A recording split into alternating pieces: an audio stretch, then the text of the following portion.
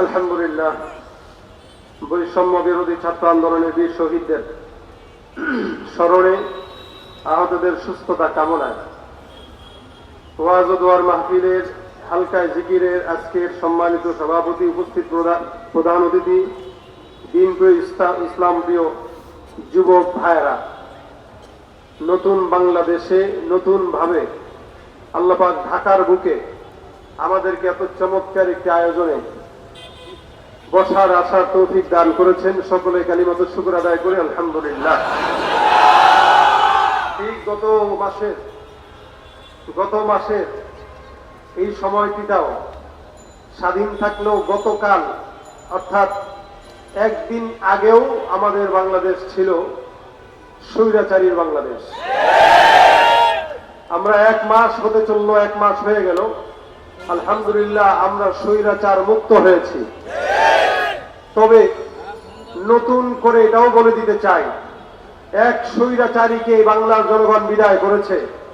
নতুন করে যদি কেউ আবার স্বৈরাচারী করতে চায়, স্বৈরাচারী এই দেশকে আবার বানাতে চায়, ইনশাআল্লাহ যেভাবে এক স্বৈরাচারীকে বিদায় দেওয়া হয়েছে, নতুন প্রজন্মে যদি কেউ স্বৈরাচারীটা দেখাতে চায়, তাদেরকেও বিদায় দেওয়ার ক্ষমতায় জনগণের আছে।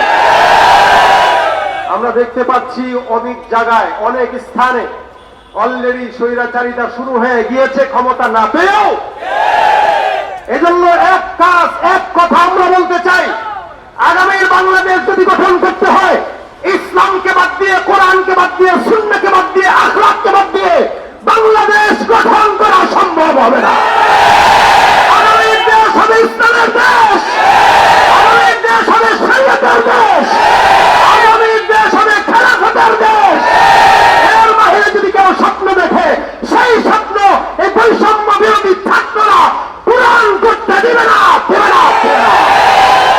কথা বলেন ঠিক কিনা?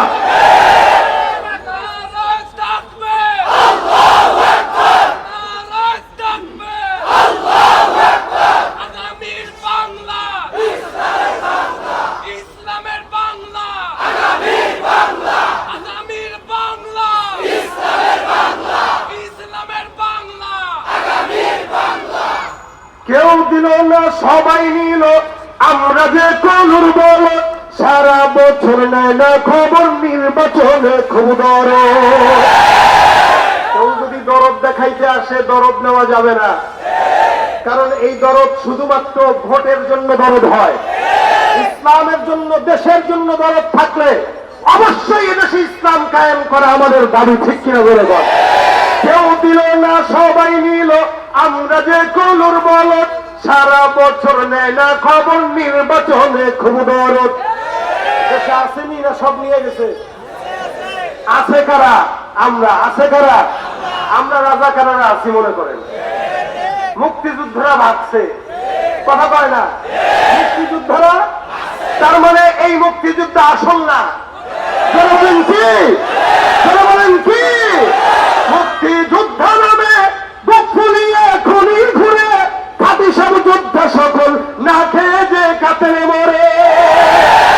মুক্তিযোদ্ধা নামে বুক ফুলিয়ে খুনি ঘুরে, খাঁটি সব যোদ্ধা সকল না খেয়ে যে কাতরে মরেন। এত নয় স্বাধীনতা, আসলে সব টালবাহানা। এত নয় স্বাধীনতা, আসলে সব টালবাহানা। ও আমার মাতৃভূমি, ও আমার মাতৃভূমি, নয়তো তুমি জুলুমবাজের আড্ডাখানা, তোমাকে মাথা রেখে খুঁজি সুখের ঠিকানা।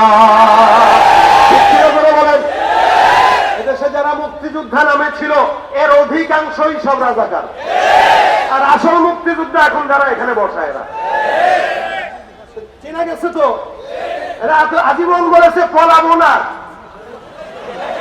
আজীবন বলেছে।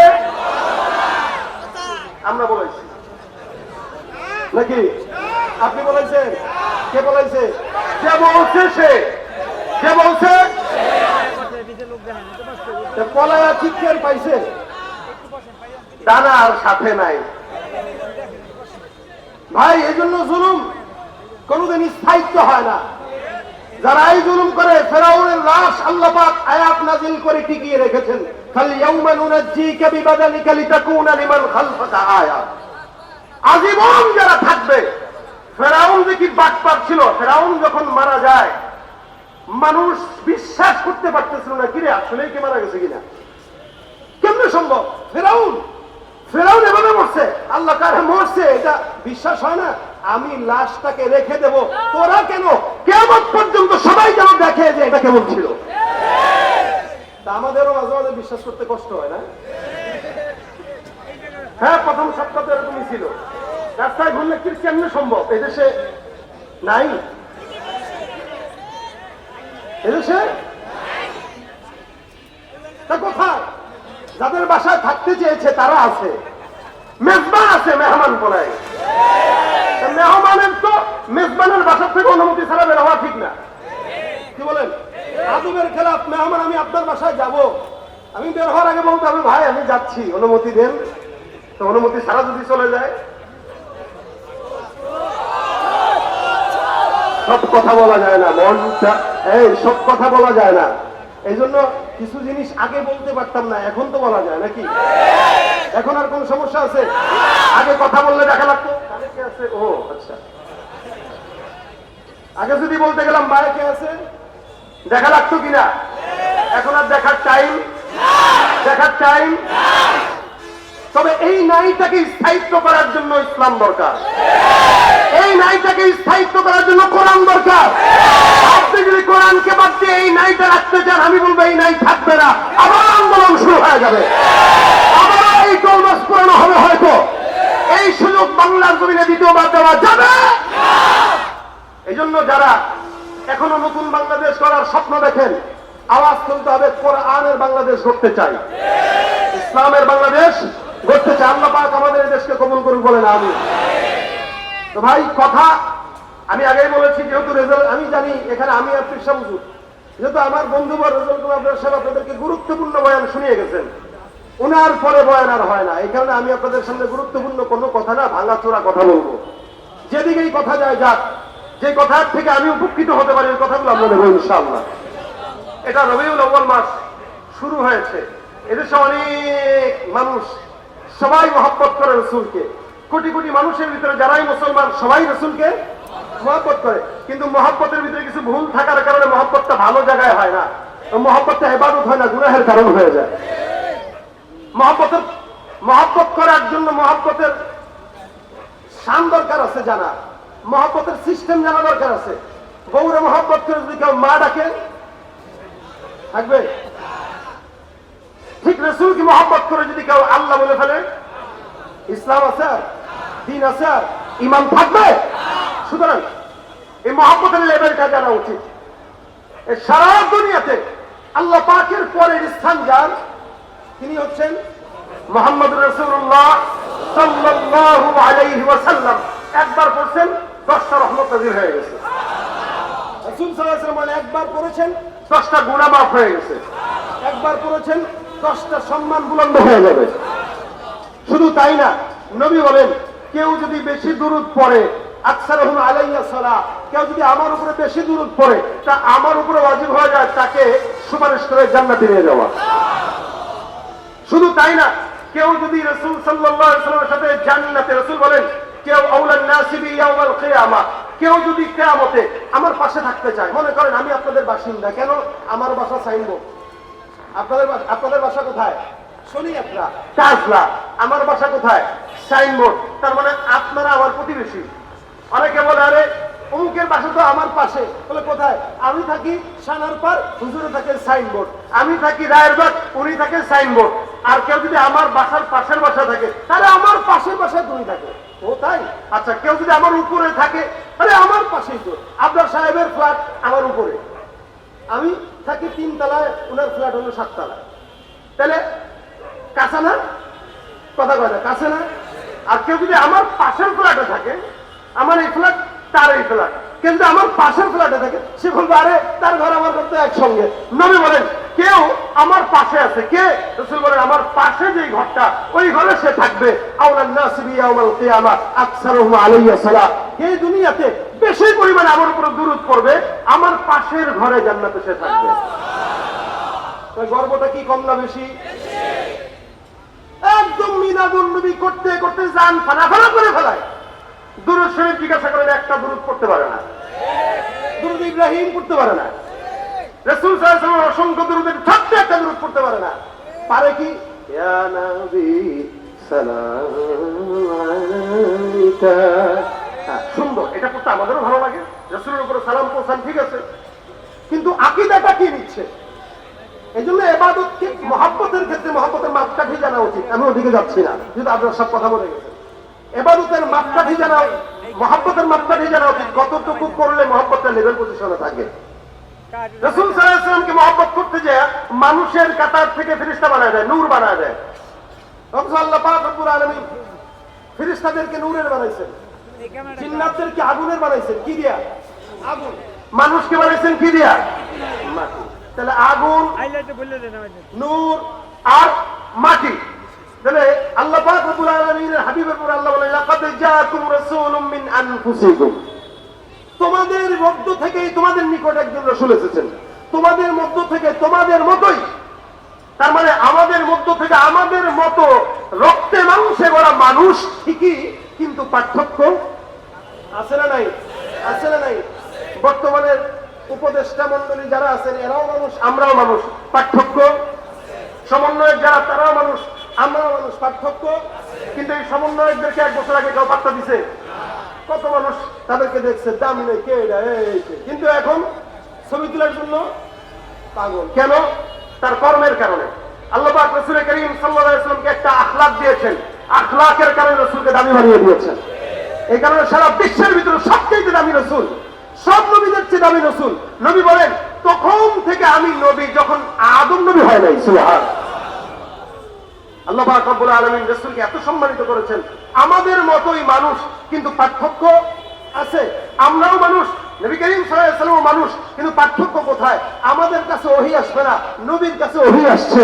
আল্লাহ পাক রব্বুল আলামিনের হাবিব রাসূল আল্লাহ পাক থেকে মনোনীত। পার্থক্য এগুলাই। এই কারণে রাসূল করিম সাল্লাল্লাহু আলাইহি ওয়াসাল্লামের বারাআত জাহির করার জন্য আল্লাহ পাক অসংখ্য আয়াত কোরআনে নাযিল করেছেন। কারণ ব্যাপারে এত শক্ত আয়াত আল্লাহ পাক নাযিল করেন নাই। আল্লাহ পাক বলেন, ইন্নাকা লাআলা খুলুকিন আযীম। সারা দুনিয়ার ভিতরে আপনাকে আমি উত্তম আখলাকওয়ালা নবী বানায় দিলাম। সুবহানাল্লাহ। এই নবীর আখলাক কেউ যদি মঞ্চে মানে সে দামি, কেউ ঘরে মানবে সে দামি, কেউ সংসদে মানবে সে দামি, যেখানেই মানুষ না কেন প্রত্যেকটা মানুষ দামি হবে শুধুমাত্র রাসূলের আখলাক মানার কারণে। আল্লাহ পাক সম্মান দিতে যায় নবী করিম সাল্লাল্লাহু আলাইহি ওয়াসাল্লামকে এত মর্যাদা দিয়েছেন, এত মর্যাদা দিয়েছেন যে আল্লাহ পাক রব্বুল আলামিন জান্নাত, জান্নাত সহ আসমান, জমিন, গ্রহ নক্ষত্র যা আছে, এমনকি আল্লাহ পাকের আরশ, আল্লাহ পাকের সব জায়গায় আল্লাহ পাক একজনের নাম লিখে রেখেছেন, তার নাম মুহাম্মদুর রাসূলুল্লাহ। জান্নাতের অলি গলিতে, জান্নাতের গেটে গেটে, দরজায় দরজায়, আল্লাহ পাকের আরশে, সব জায়গায় নাম একটাই, মুহাম্মদুর রাসূল। পার্থক্য তো এই জায়গায়। এই জন্য ভাইরা আমার, রাসূলকে সম্মান, মুজিজা, সম্মান আল্লাহ পাক এত দিয়েছেন যে আপনাকে আমাকে, এই যে আমাদের নায়েবে আমিরুল মুজাহিদিন আসবেন, আপনারা কি মহব্বত করেন কিনা? আচ্ছা, কতটুকু করেন বলেন? হ্যাঁ, জীবনের চেয়েও বেশি। একজন মানুষ, সে মানুষ, সাধারণ মানুষ, আমাদের মতোই। নায়েবে আমিরুল মুজাহিদিন আমাদের মতোই, একজন আলেমে দ্বীন। আপনি তাকে রাহবার মানার মতো করে, রাহবার মানেন বিদায়, এরকম একজন বুজুর্গানে দ্বীন, শুধু একজন বুজুর্গের জন্য যদি আপনি আপনার জিন্দেগি দিতে পারেন, জীবন মিলাইতে পারেন, রাসূলের জন্য সাহাবায়ে কেরাম কি করতেন? আচ্ছা বলেন, এই জামানায় যদি রাসূল পাইতো তাহলে আমরা কি করতাম? রাসূলকে পাই নাই, কিন্তু নায়েবে আমিরকে পেয়েছি। রাসূলকে পাই নাই, আল্লামা মামুনুল হককে পেয়েছি। রাসূলকে পাই নাই, অসংখ্য উলামায়ে কেরামদেরকে পেয়েছি। আমরা জীবন দিতে জানি, আমরা জীবন দিতে। সাহাবায়ে কেরাম কি করতো দেখেন। হযরত তালহা রাদিয়াল্লাহু তাআলা আনহু, নবী করিম সাল্লাল্লাহু আলাইহি ওয়াসাল্লাম তালহা রাসূলের যখন এই লোহার পেরেক মাথার ভিতরে ঢোকে, রাসূল পেরেকটা বের করা হয়েছে, তো রক্ত পড়তেছে। হযরত তালহা রাদিয়াল্লাহু তাআলা আনহু সাথে সাথে মুখ লাগায় ওই জায়গায় আল্লাহর নবীর মাথার থেকে রক্ত চুষে খাওয়া শুরু করে দিল। নবী করিম বলেন, কি করতেছো? তা হুজুর, আমি আপনার রক্ত মাটিতে পড়তে দেব, এটা তালহা বেঁচে থাকতে হতে পারে না। নবী করিম সাল্লাল্লাহু আলাইহি ওয়াসাল্লাম বলেন, যার রক্ত, যার পেটে নবী করিম সাল্লাল্লাহু আলাইহি ওয়াসাল্লামের রক্ত ঢুকে, ওই পেট জান্নাতি, ওই শরীর জান্নাতি। সাহাবায়ে কেরাম দেখে নাও, জান্নাতি মানুষ। রাসূলের ব্যাপারে এরকম মহব্বত যদি থাকে, আরে আমি তো এটা বলি, একজন আলেমে দ্বীন, একজন বুজুর্গানে দ্বীন, নবী আমিরুল মুজাহিদিনের ব্যাপারে যদি আপনার মনের বাসনা এটা থাকে, ডাক দিলে এখন আমরা তার জন্য মৃত্যুবরণ করতে রাজি। সেই ক্ষেত্রে রাসূলের জন্য তো একবার নয় 1 কোটি বার যদি মৃত্যুবরণ করতে হয় রাজি আছি। কারা কারা আছে?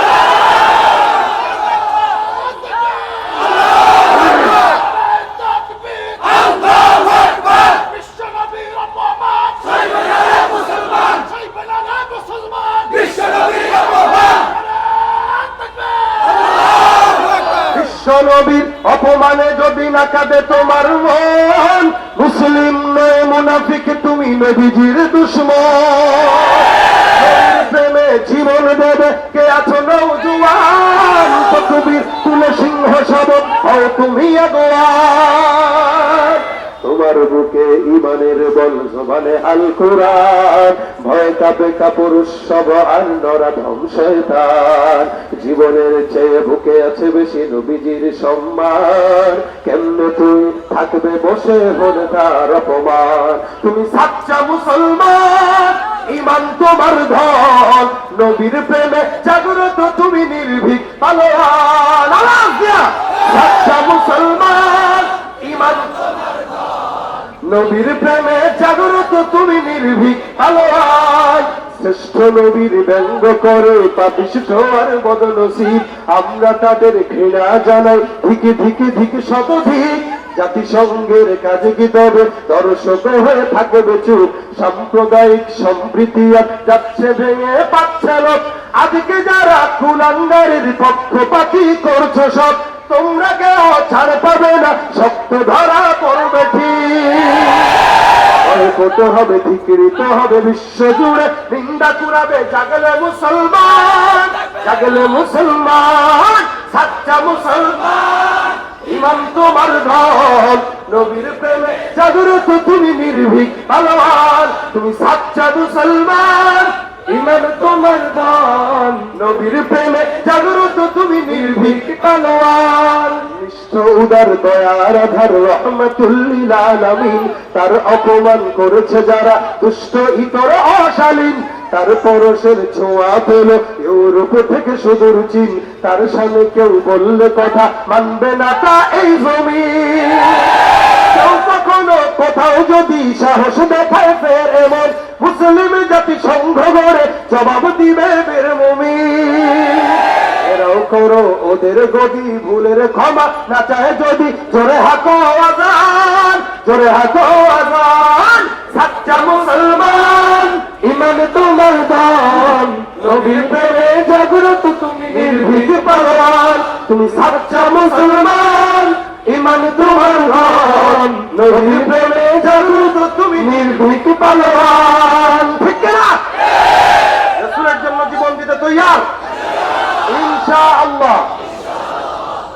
শুধুমাত্র মুখে মুখে আমাদের মহব্বত না, মুখে মুখে মহব্বত কোত্থেকে?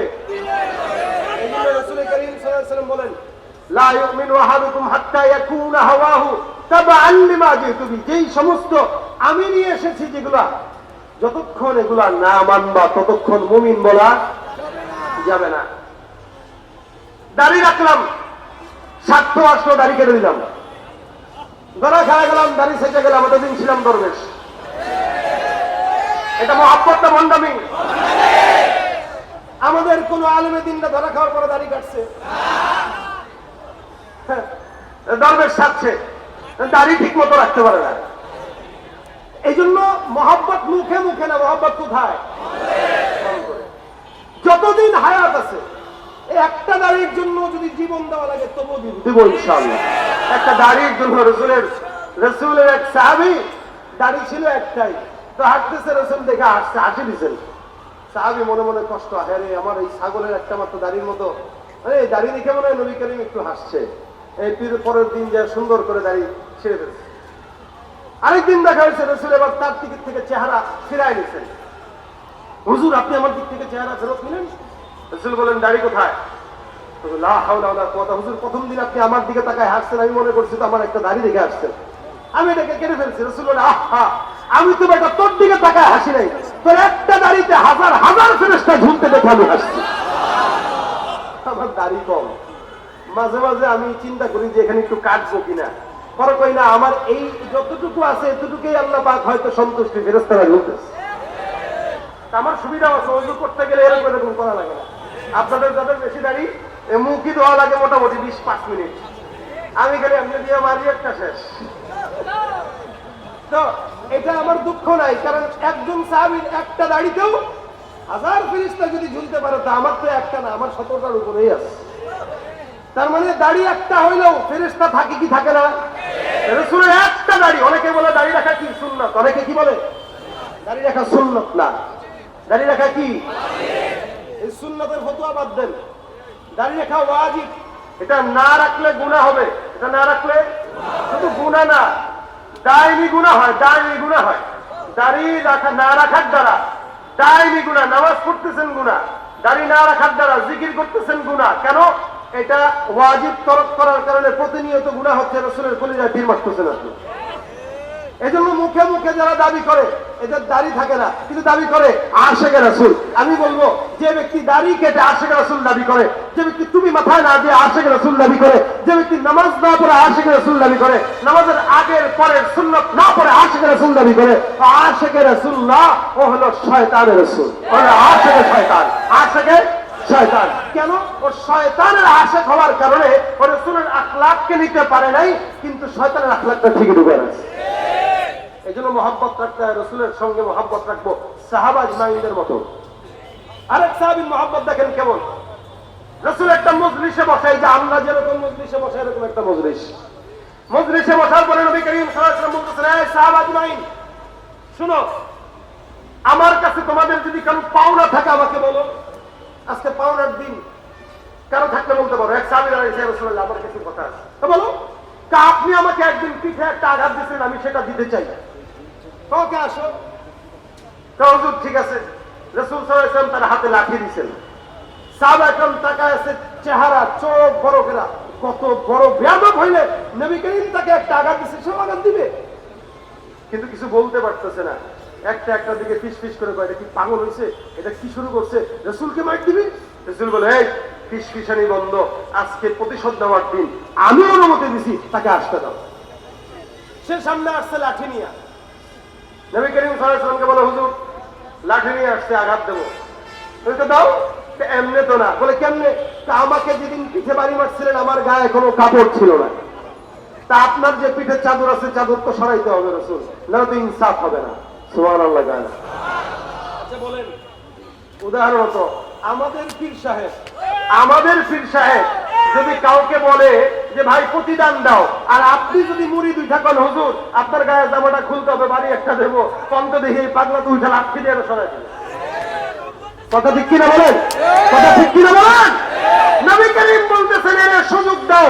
আল্লাহর নবী করিম সাল্লাল্লাহু আলাইহি ওয়াসাল্লাম পিঠের চাদর উঠায় দিয়েছেন, সাহাবী লাঠিটাকে শিক্ষা নিয়ে ফেলে নবী করিমের মহরে নবুয়তের ভিতরে চুমা খেয়ে বলেন, ইয়া রাসূলুল্লাহ, আপনার মহরে নবুয়তের ছেলে চুমা দেওয়ার জন্য আমি আসতে আসছি।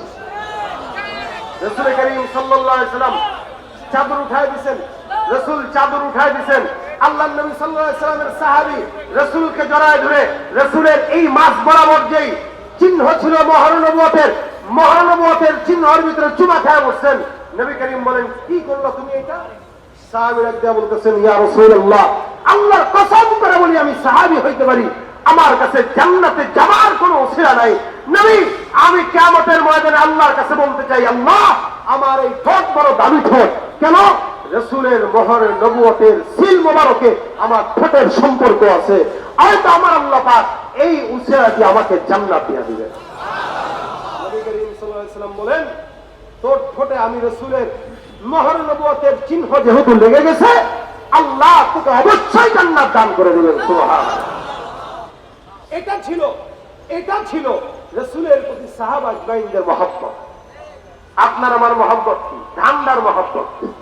জিলাপি থাকলে মহব্বত, জিলাপি নাই। এজন্য আমাদের মহব্বত যেটা জিলাপি কেন্দ্রিক, মিষ্টি কেন্দ্রিক, এই মহব্বতটাকে বাদ দিয়ে রাসূলের খাঁটি মহব্বতে আমাদের মনোযোগ দেওয়া দরকার, আছে না নাই? আজকে আমি আপনাদেরকে একটা কথা বলতে চাই লাস্ট পর্যায়ে এসে। কি কথা? এটা কোন মাস আরবি বলেন করে? রবিউল আউয়াল মাস। 12 রবিউল আউয়াল আসলে আপনারা ঈদে মিলাদুন নবীর জন্য পাগল হয়ে যাবেন, দরকার নাই।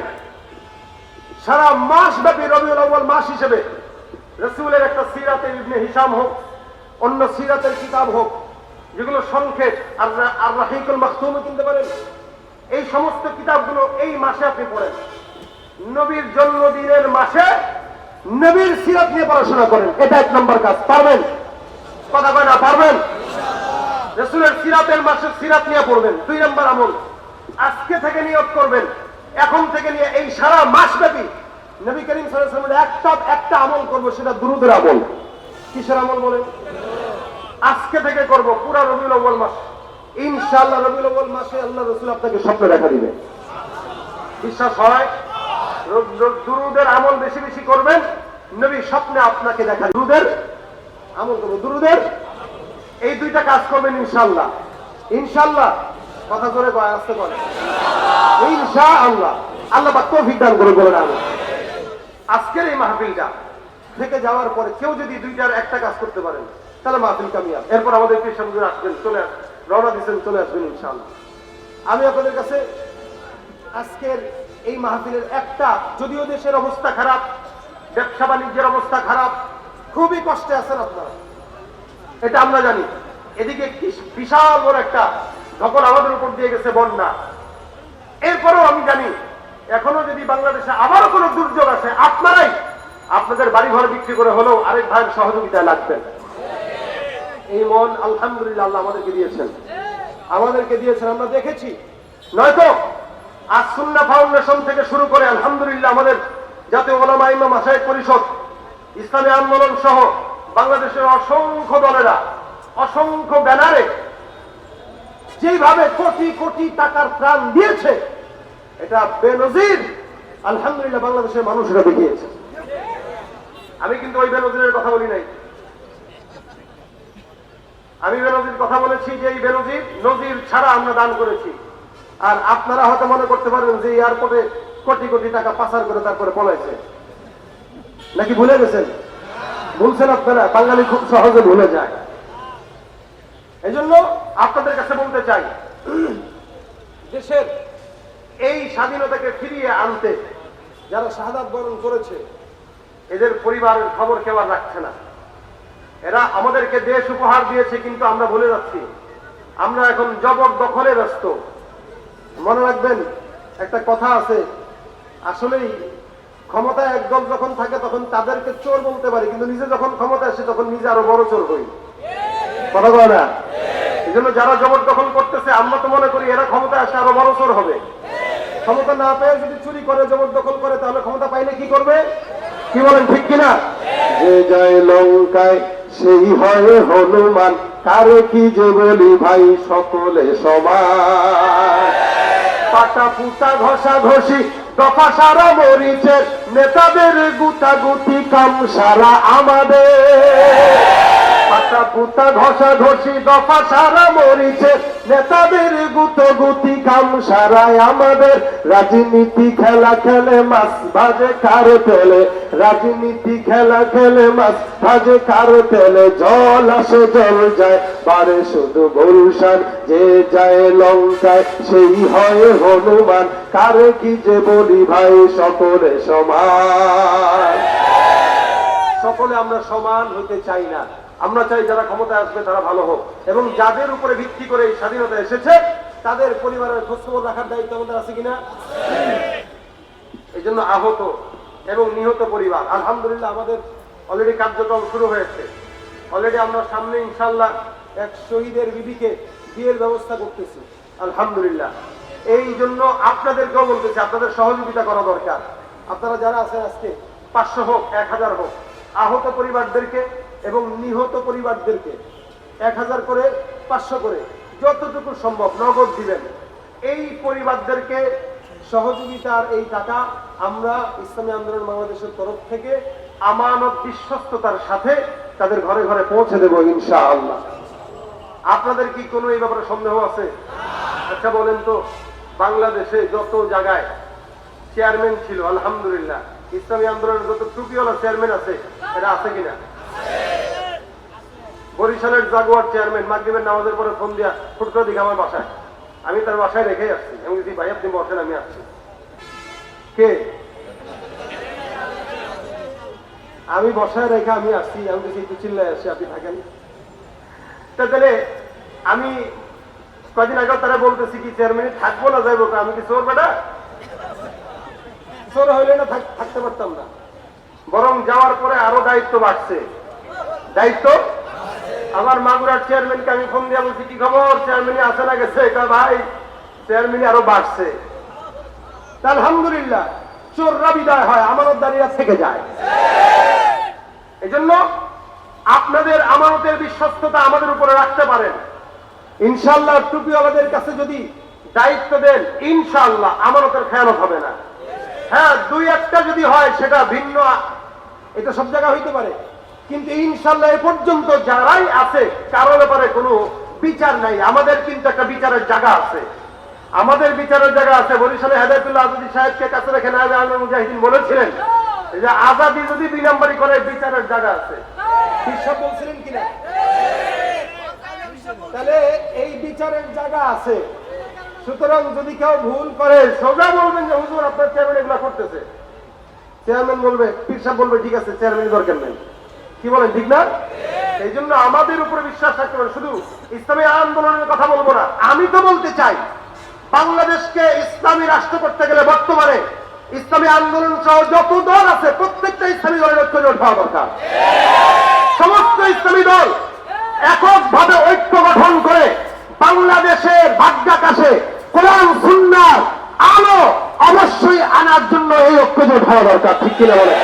যেমন ইসলামী খেলাফত মজলিস, অন্যান্য যে দল আছে, সমস্ত ইসলামী দলগুলো একসঙ্গে হয়ে যদি কাজ করে বাংলাদেশে কোন দুর্নীতিবাজ, চাঁদাবাজ, সন্ত্রাসী কেউ বাংলাদেশে কোনদিন ঠাঁই পাবে ইনশাআল্লাহ।